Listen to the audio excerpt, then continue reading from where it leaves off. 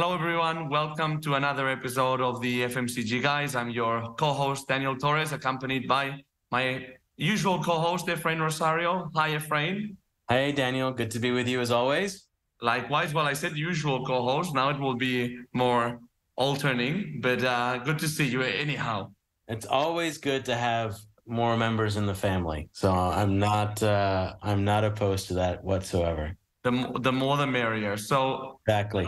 One of the big themes in FMCG and I would say retail to an extent as well this year has been retail media, which was made it big in the US 2 years ago, but it's been really this year where it's made an impact here in Europe. Why do you think it's made such an impact, Efrain? I think for a lot of reasons, but I think first and foremost is the potential that it represents for a lot of people. I think that in some ways it's very familiar to what some of us who've been in the retail industry for quite a while know in regards to, prior examples of retailers sharing data with brands and how they're able to use that. Yeah. But I think what I want to know, and I think what a lot of people want to know, is what else can you do with it? What's the real opportunity around it? And and I think it's more than just trade deals. And I think it's that expansive opportunity, and the fact that it cuts across both above the line, below the line, it cuts across commercial and media is what makes it really, really exciting. Yeah, exactly. And I think it's a space that will continue evolving. So here at the FMCG Guys, we don't invite random guests. We want to invite guests that have things to say. And we're lately doing an intentional effort to bring the voice of the retailer to the show. So along these lines, today we're accompanied actually by two experts in retail media from the retailer side. On one side, we'll have Ollie Shayer, who's heading up Omni-Media for Boots. Boots, you'll probably nearly all be familiar with them, but they're the largest UK drugstore / pharmacy. And he'll be accompanied by Sam Knight, who's the Chief Executive Officer of the Shopper Media Group, or also known as SMG, and who's Boots' partner in crime when it comes to retail media.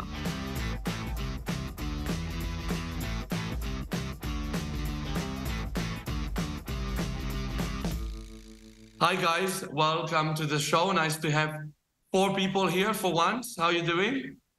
Very good. Really good. Yeah, great to be here. Excellent. So for the audience to get a bit acquainted with you guys, Ollie and Sam, maybe you can tell us a bit about each other. We were saying pre-recording that maybe, Ollie, you can start by introducing yourself and what you're doing at Boots. Sure. Yeah, so thanks so much for having us. I'm Ollie Shayer. I'm the Omni-Media Director at Boots. I've been at Boots for just over 2 years. So my role at Boots is kind of split between 2 parts. I look after all of Boots' core media investment, so everything that we invest through all channels for Boots UK. And then I'm also responsible for Boots Media Group, which is our retail media group arm. And my background has always been in media, a mix of FMCG and e-commerce and retail. So I worked for Sainsbury's, I worked for Diageo, Nestle, I worked for Booking.com for a number of years in Amsterdam, and then also for Echo, and now I work for Boots. So and over the last 2 years, Sam and I have worked really closely together. We've built Boots Media Group with the team. It's been a great partnership together. So super happy to come on today and talk a bit more about what we're doing. So yeah. And as we were saying before, I assume that if you both dare to come on the show together, the partnership must be going relatively well. Yeah, it's going really well. So I think we have a really good partnership. I think there's a really good fit between the 2 teams. I think not only in the work we want to do, but also the culture between our 2 companies. I think that's been a really critical part of the work we've done together. Yes, the beginning we're coming on both really liking each other. Hopefully when we leave, we'll be the same. and it's a good point actually with culture, because I'm a headhunter. As my full-time job, and obviously culture is very important when you hire an executive, but actually coming to think about it, it's also very important when you work with a client. So I like that you hone into this point. Sam, what about you? What do you do, and how come you have such a good relationship with Boots? Yeah, it's a pleasure to be on your podcast. Thanks very much for inviting us. My name's Sam Knight. I'm the CEO of SMG. We're a group of agencies that specialize in retail media. So we have an agency called Capture that work on behalf of brands like Kellogg's and General Mills and help them to plan all of their retail media across the UK. And then we have an agency called Threefold, which is the agency that we work with Boots on, which helps retailers to set up brilliant retail media networks and retail media centers. And then we have a third agency called Lobster that measures everything. And so across the business, we understand both kind of what the brands are looking for, what the retailers are doing, and also the impact of all of this activity that we're doing, which is an amazing place to be. We're 12 years old. We started it from scratch. My background is from Procter & Gamble. I was the brand manager for the UK for a number of years, and then over in Western Europe, looked over a number of countries across Western Europe, looking after the Gillette brand for a number of years over in Geneva, and then left and joined this business with two other founders. And yeah, it's been an amazing journey from the very kind of start of shopper marketing into what is now retail media. And Boots is an absolutely unbelievable client. They're that perfect mix of a really good cultural fit, whilst also being incredibly ambitious. And so they push us to deliver some incredible work. And over the last 2 years, I think together, the teams have done some pretty breakthrough stuff. So looking forward to getting into it today. Excellent. Well, it's nice to have you both on. And as Daniel said, it's nice to have even a bigger group than we're normally accustomed to. So it's good to have you both. Sam, Ollie, you actually both mentioned it, or you referenced it, which is that we are at a really interesting period in regards to retail media and the boom that's underway. I was actually, Daniel and I were both at a conference last week where in one of the sessions that I went to, they referenced that I guess there are close to 600 retail media networks in the US alone. They didn't know the number for the UK or Europe offhand, but it's amazing to think that there's that much going on in regards to options for brands and retailers to consider. Can you talk a little bit about, I guess, what you've seen, particularly over the last year, coming out of COVID, and now, although we're still dealing with another crisis in the shape of cost of living, but I'm just curious to see what have been your observations over the last year or so around retail media? Do you want me to take that one, Ollie, or do you want to? You start, Sam, and I'll come in after. Yeah, sure. So it's been incredible. I think for us being part of this world for 10 years, at the very start, a lot of the work that we was doing was trying to convince retailers and brands of this opportunity, and how, if from a brand point of view, you can activate communication at the point of purchase. It has such an amazing impact, not only on that specific consumer, but also on all the other advertising you're doing further up the funnel. Increasing that percentage of conversion is absolutely critical. And from a retailer point of view, there's this opportunity to create a whole new, really important revenue stream, but also generate some incredible communication for your customers and drive loyalty. And so we've always believed that it's a massive win-win. But I think what we've seen in the past 2 years especially is a real boom in the industry. And that's been triggered, I think, from a mix of the deprecation of the cookie, which is meaning that brands are looking for new ways to target their advertising. And retailers have some incredible first-party data to do that, combined with evolution of the technology, which is allowing us to link that first-party data with on-site, off-site, and now in Boots starting to be in store as well.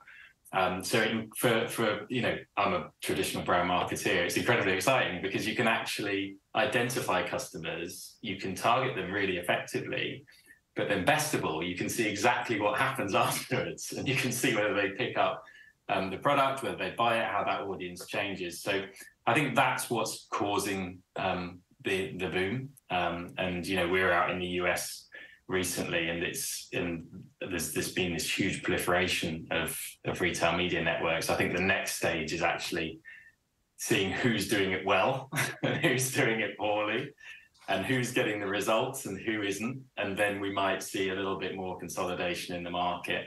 Because setting up a retail media network is not just having a piece of tech on your website. It involves structural change. It involves a lot of internal ambition, and a lot of retailers, I don't think, have gone on that journey yet. So it's going to be interesting to see the curve over the next few years, I think. Yeah, how do you see it, Ollie? Because obviously, even the concept retail media well, you guys will know better than me, but I don't think it was even used 2 years ago or maybe 3 years ago. Yeah, I think it's. I mean, I completely agree with him. I think it's definitely evolved. It wasn't, when I moved to Boots and to I think there'd always been, the focus on sort of shopper marketing, partnership marketing as a key part of, the kind of work that was done between retailers and brand partners. I think, kind of to Sam's point, the evolution of technology, the kind of integration of data, the kind of deprecation of third-party cookies. And I think once people started to see what was possible, particularly from a kind of partner brand perspective, from an FMCG perspective, to measure kind of path to purchase that hasn't been possible previously and effectively see results, I think people are like, well, this really does open up a large range of possibilities as to how I can maybe reshape how I'm investing currently and actually really understand the effect, which maybe wasn't possible previously, particularly with some of my largest retail partners. And I think that shift made a big difference. And then I think, as is the classic case in all things of marketing media, as the industry starts to get more interested in it and starts to generate more noise about it, it begins to kind of cross the desk of all of the C-suites of large-scale retailers and also FMCGs. And that kind of prompts that question about what are we doing in this space? What's happening? So I think that combination of kind of the evolution of what was possible, equally also with the kind of boom of people's kind of interest in what this space was doing, kind of came together at the right time. And it's really interesting because probably 2 years ago, the conversations we were having have very much evolved to where they are today. Now, the demand is much greater as to what we were able to deliver, but also the types of conversation we're having are quite different and with different parts of the business than we might have dealt with previously. Yeah, you're right, because obviously I think that Efrain, I think we've heard a lot recently about the fact that for retail media, it's a lot of departments that need to get involved as well, no? And I think that companies are still getting their heads around that. No, absolutely. And I think it's, the question that I always hear is, well, where should it sit in the organization? And then the second question is, well, who should control that budget? Who runs the funding for it? And I think the short answer is it depends. But Ollie and Sam are probably better equipped at answering that than I would be. Yeah, exactly. And I mean, playing the advocate of the devil a bit, like what's all the buzz about? Because like how different is, like, for example, the data that you gather compared to like loyalty cards, which were prominent in the 2000s? Yeah, I mean, so I think obviously Boots has got a very established kind of loyalty card program in Advantage Card. It's been around for 26 years this year. It's got 70 million customers that have an Advantage Card. So it's got a very established base of it. And I think the core thing is, I think the data that's being collected, so transactional data and also customer data, so email, name, these are very similar data sets that have been connected. I think the key thing is now the technology is there to enable that to be used in a very different way to maybe how it was used before. So before you might be able to email the customer or alternatively direct mail them, which we still do and customers love, but now I think with the kind of expanse of on-site activity, kind of off-site activity where you can connect that data into data clean room partners and then connect that into other media channels, it really explodes the potential of what was possible. And then I think the data science on it to allow us to measure the effect of a customer seeing something online and then going into store wasn't probably available to us previously, but now is. And so I think all of those things kind of coming together means that we can offer, we can really kind of, I suppose, supercharge the data and the availability of that, and then offer that to our supplier partners in a way that's privacy safe and allows them to utilize it in the right way, and also to reach their customers and our customers together, which I think is maybe slightly different from how it was before, where it was maybe just a little bit more one-sided. Yeah. I'd add to that and just say that, from my experience when I was at Gillette, this was always the kind of golden ticket, which was trying to get as close to that point of purchase as possible and be able to influence the consumer as they're picking the products, as they're making the choice. And, you wind back 5-6 years ago, completely agree with Ollie's point. The options you had actually to do that were pretty limited and pretty blunt. I think because of the growth of e-commerce, because of the growth of social shopping, suddenly with this kind of first-party data availability and the availability to targeting, you can be there literally as people are purchasing, literally as they're making their decision. And that's what's different. You know, the data's the same, but the kind of growth of e-commerce and the ability to communicate at that point is now much more advanced, which is why I think there is so much excitement about the channel. Yeah. So building on that, I guess starting with you, Sam, and then Ollie, would love to get your perspective as well. What would you say are the most typical or most impactful use cases for a brand as they're thinking about, you know, particularly those brands who, FMCG brands who are new to the retail media space? What would you say would be a good place for them to start in regards to use cases as to how to action this data? Yeah, it's a great question. So I think if you're just starting out, I think the first place to look is on the really kind of high ROAS channels, things like search and sponsored featured product, that sort of thing, where you're putting your product effectively in front of the customer at the right time. And that is true for e-commerce, but it's also true in store as well. And I think a lot of people forget that still, you know, in FMCG, especially 80% of your sales are still going through stores, right? And so this is not just about a sponsored product on site, it's about making sure you have the right visibility on the shelf in store as well, and you're connecting that journey. But that's the first place to start. That's what I'd say with the fundamental basics. But then where we get into some really interesting use cases, using Gillette as an example, again, you know, our mission there was to try and get everybody who's just turning into shaving age or 18 plus into buying a Gillette razor. Now suddenly you can identify that demographic really clearly. You can target them through a number of different channels, not just through the retailers' channels, but also through offsite and social and YouTube and Spotify and all of the cool stuff that this data enables you to do. But then talk to them all the way through that path to purchase, all the way through to that conversion, and then understand the impact of it and the lifetime value. So for brands that have a specific target audience, a specific demographic, or a specific ambition and objective, it creates a lot more efficiency in their spend and also a lot more measurement in the impact of that spend as well. Yeah, I completely agree with Sam. I mean, I think there's definitely the element that's there now is that we've connected our data pretty much to all elements of the funnel. So if you want to run a campaign that's about awareness and understand the effectiveness of that on your customer at Boots, that's possible, and not just probably in the short term, probably over a longer term purchase cycle than was possible.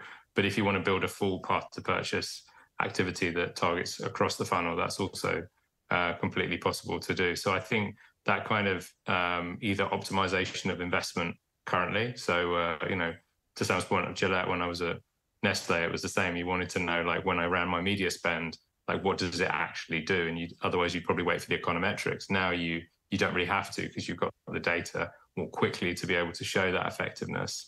But then also you can deliver much more personalized campaigns. So really looking at, you know, each group of customers by product and being able to tailor that message, I think offers lots of potential there. So, you know, rather than just saying a holistic campaign that was for one, maybe fragrance, you can look at it across how that varies by age, by their purchase, by all of the different elements that you'd want to.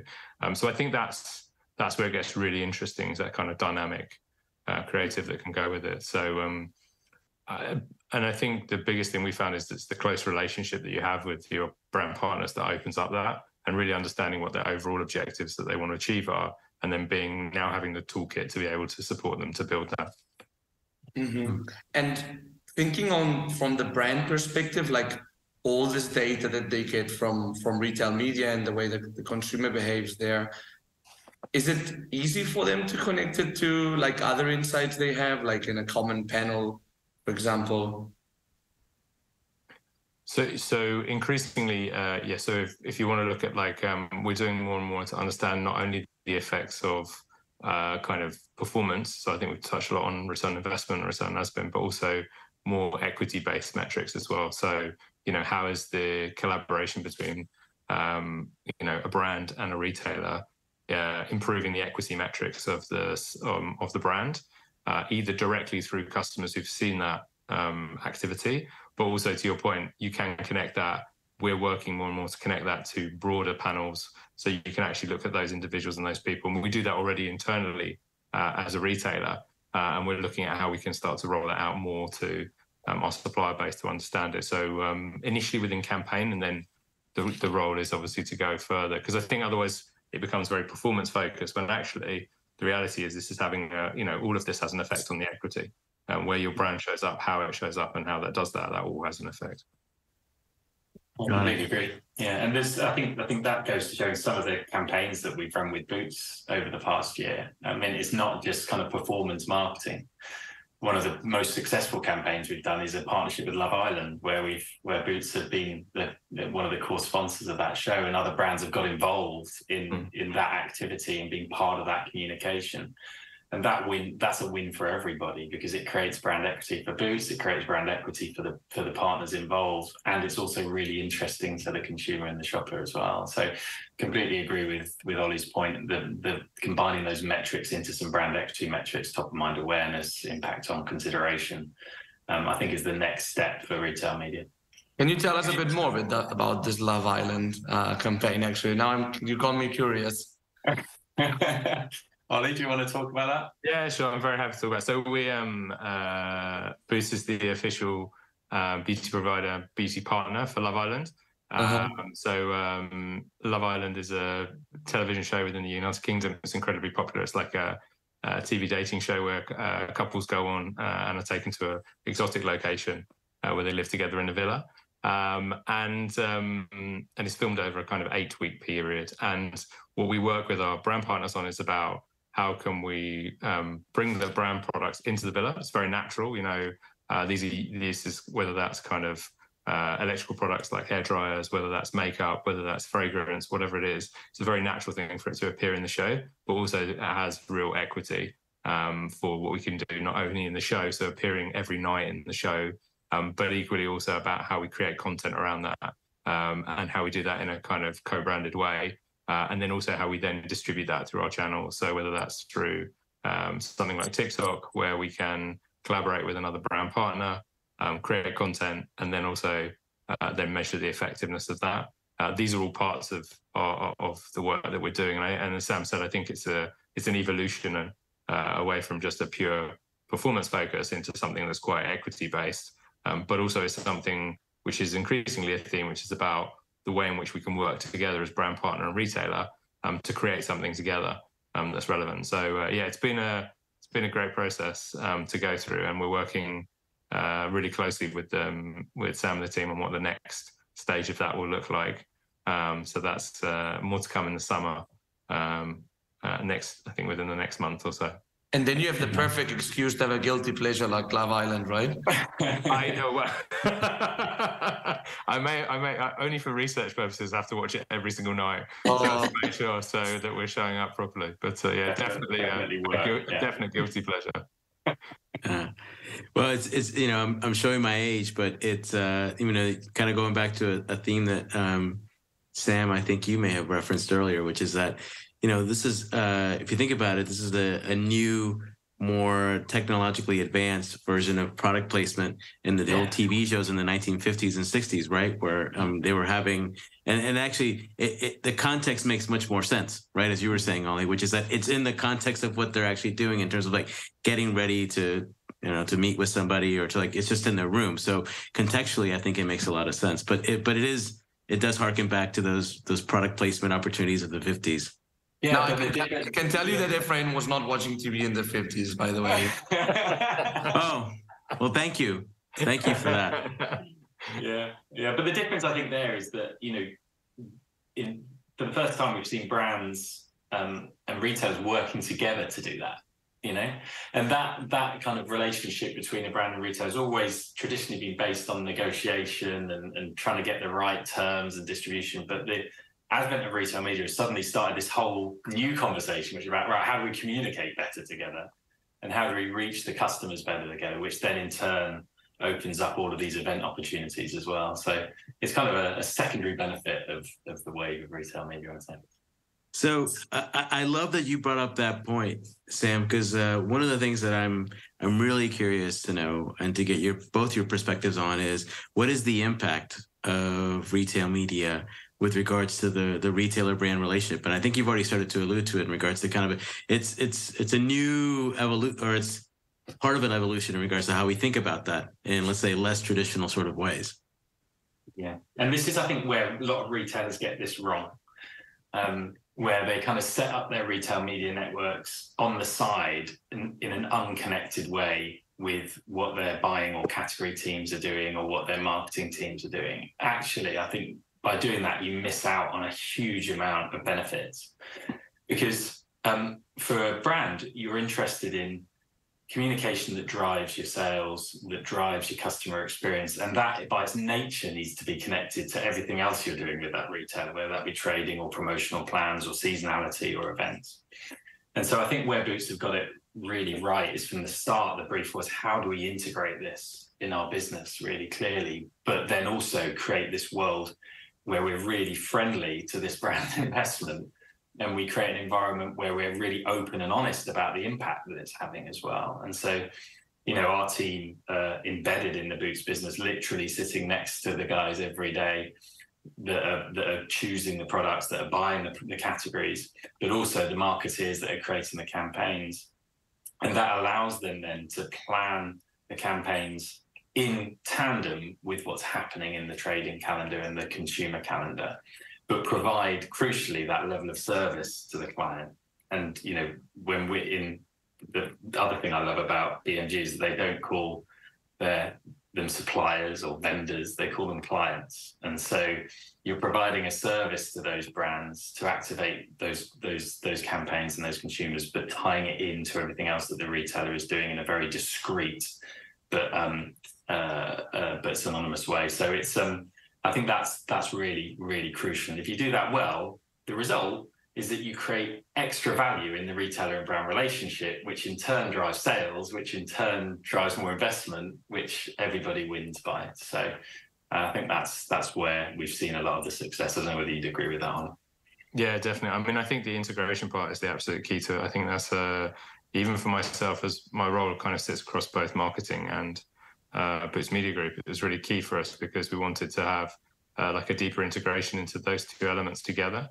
And I think, you know, to Sam's point, bringing together all of the different parts of the business as one to focus on it, I think has been really important as a total Boots business and as a partnership. I think the key thing is Sam touched on is this evolution towards much more about partnership, and it's about working together to achieve goals. Maybe when I was a buyer back in the day, it was maybe a slightly different relationship that you have with suppliers. And so I think that evolution towards winning together, which has always been there, but is probably even more present today by, you know, utilizing what is now available through retail media, I think has been really key to driving success. And I think it is an evolution from where a traditional, like when I started buying maybe over 20 plus years ago, that was it was a very supplier retailer relationship, where it's less of that today. It's more about partnership and growing together. Yeah. And I imagine that just one other follow-up, which is that I imagine that the success metrics around retail media really kind of in essence help to reinforce that partnership, right? In regards to saying like, look, we're, like you said, everybody wins, right? So if, for example, if we grow the category and we're able to, in essence, improve penetration on those trips, then the FMCG brand wins, Boots wins. So it's almost like there's these common KPIs or shared KPIs across both partners in that relationship or in that partnership. Definitely. And I think the other thing is you talk about them more readily with each other. So when you're having sessions together, that's something that probably becomes more of a feature of that. So the team, when they're meeting with our brand partners, are talking about, you know, what are the things that we want to deliver together. So yeah, I think it's a really key part of it. You know, there's not just the negotiation side of it that sits as part of probably obviously the traditional kind of brand and retailer relationship.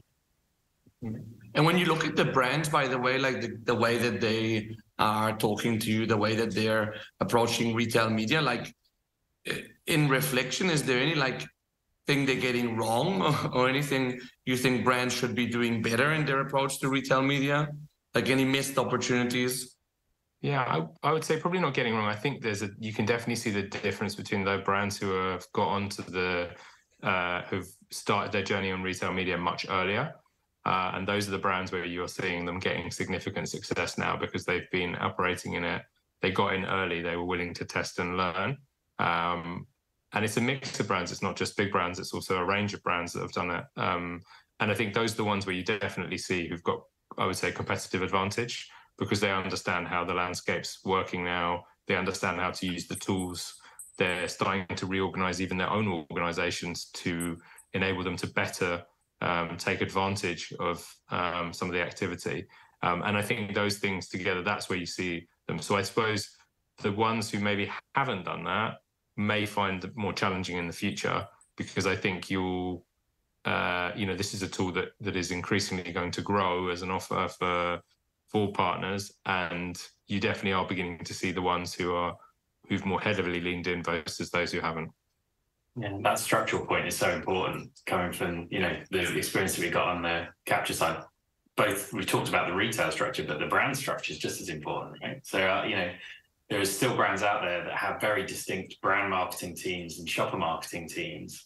And the thing about retail media is that it kind of sits in the middle of those two things because it connects the brand activity to the activation. And it's interesting when we deal with brands on the capture side of the business, a lot of those that are doing really well are quite new brands that have structured their marketing department differently. They've just got one marketeer that does everything. And they look at the full path to purchase and don't have that kind of traditional delineation between brand and shopper. And so I think, where they've managed to overcome those structural issues or change, and I think Ollie's completely right, the brands that have been doing this a little while now are moving in that direction for sure. And there are new roles coming up that are pointing towards that. That's where you see the real investment changes, because then you can see the link between the two and you can connect the campaigns in a really robust way. I love that guidance. So if we were to put ourselves in the shoes of one of those brands who is getting a bit of a later start in retail media, what would be your piece of advice to them in terms of getting started? What would be what should they go do first? Like, what's that low-hanging fruit for them? Well, for me, it's creating the right relationships with your retail partners initially. And, there's a number of really good retail media networks in the UK now and abroad, and starting to get their advice and, treating them as an agency, the same way you would do with your media agency. It's like, right, okay, this is my objective. This is my plans for the next year, being really open and transparent about that. How can you help? And then what you'll get back now is some really good ideas, I think, and some really robust tracking that you can analyze, but you've got to have that conversation first. And then I think, if you're dipping your toe in the water, as we said earlier, the first kind of areas to look at some of the performance marketing channels where you can try with smaller budgets and see and learn very quickly. And then also the events that we were talking about earlier, where you can combine that with some other brands maybe that limit your kind of exposure to investment, but have some great awareness metrics behind them. And then test everything and make sure you're getting the data back, and make sure that data is robust and standardized, so that then you can say, right, where is my investment working and where isn't it? And then you can make some choices in the future. But as always, you've got to test these things, even on a small scale, to learn from them.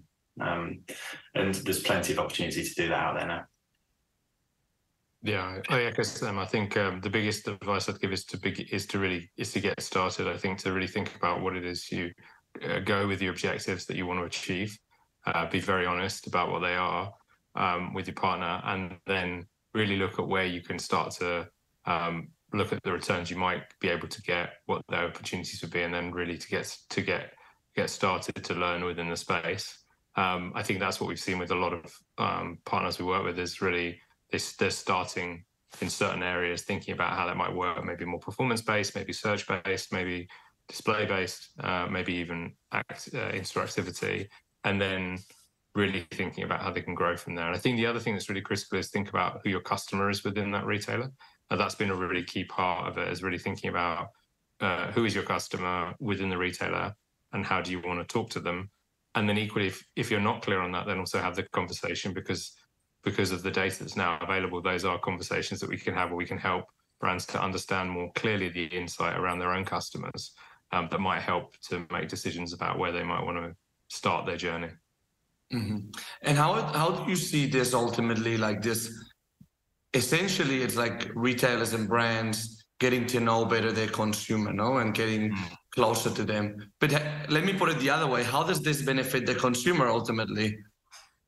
Yeah, well, I'll take that on a kind of stem. I think from my side, I think the thing is all about relevancy. So I think relevancy is a really key thing. So if I think back to my early days of kind of marketing, you didn't have maybe the tools that are available now to give customers personalized messaging, to talk to them with personalized content that's relevant to them.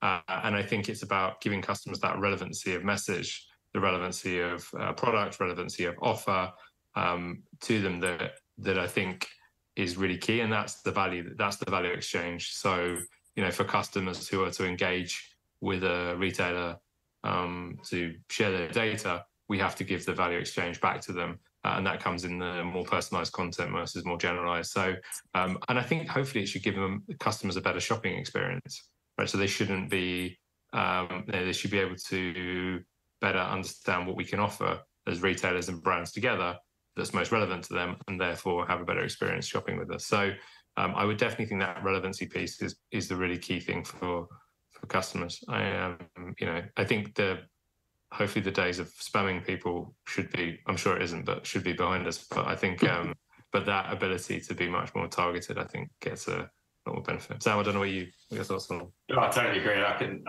echo exactly what you said. I think I saw a stat at one of the conferences I went to recently that is in the top 3 choices now for a customer of why they go to different retailers is whether they get a personalized experience, whether that retailer understands them, And I think retail media offers the opportunity to give those customers, those consumers, ultimately a much more personalized experience, one that's relevant for them, one that makes you hopefully feel that you understand me. And if it's done well, and there's a lot of cases where it's still not done well, and it looks a little bit like a bazaar.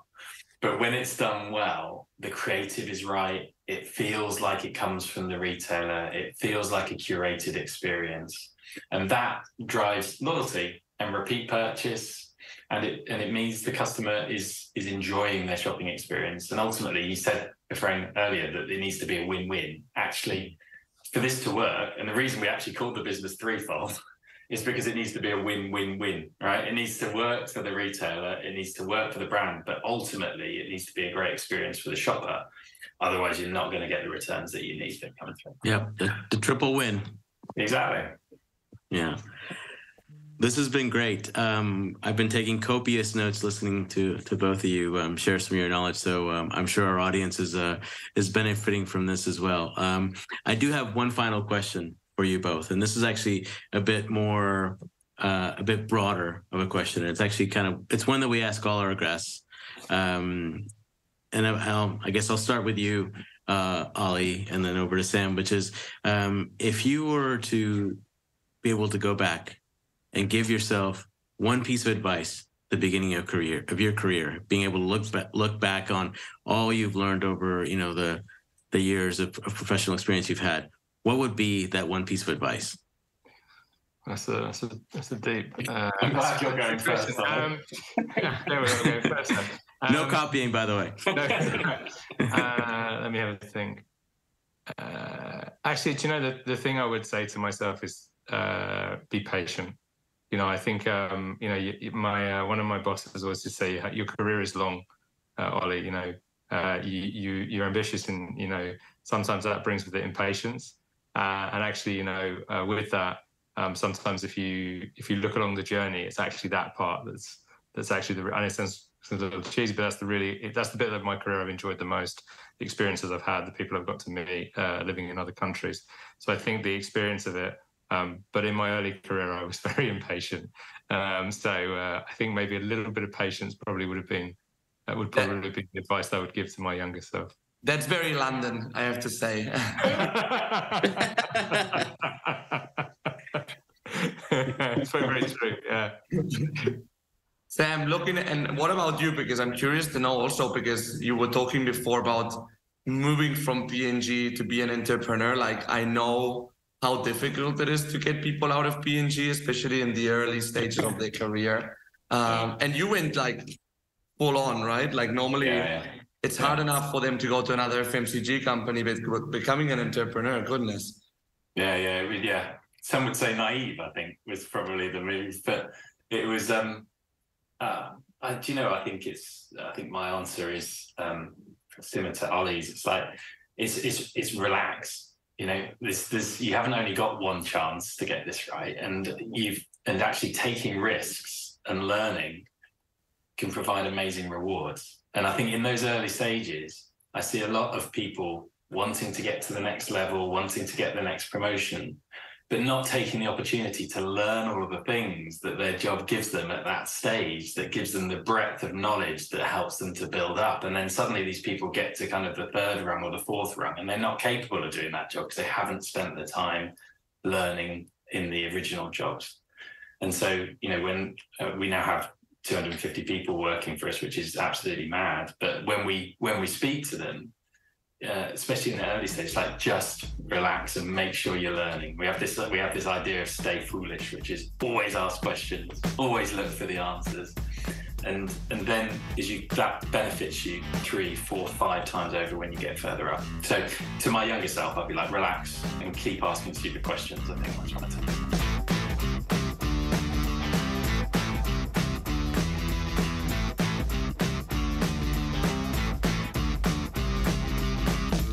This was Ollie Shayer from Boots and Sam Knights from SMG. Great episode, Efrain. Had a lot of fun. What are your key takeaways? There are many, probably too many for us to cover in this recap. I was taking copious notes, but it's as we were talking about before the episode, Daniel, that what's really fascinating, what's really intriguing about retail media is how, and again, it's both familiar in some ways, but also very expansive in others. So I really enjoyed Sam and Ollie walking us through some of the similarities and differences, for example, to loyalty card data, and how in some ways it's a very similar data set to those of us who've worked with the dunnhumbies of the world have seen, but at the same time, it offers much greater actionability around the data. And, it's not just that, but it's the utopia of being able to action that both online and offline. It's like, I can't remember if it was Sam or Ollie who mentioned the golden ticket, if you will, that all of us in this industry are always looking for.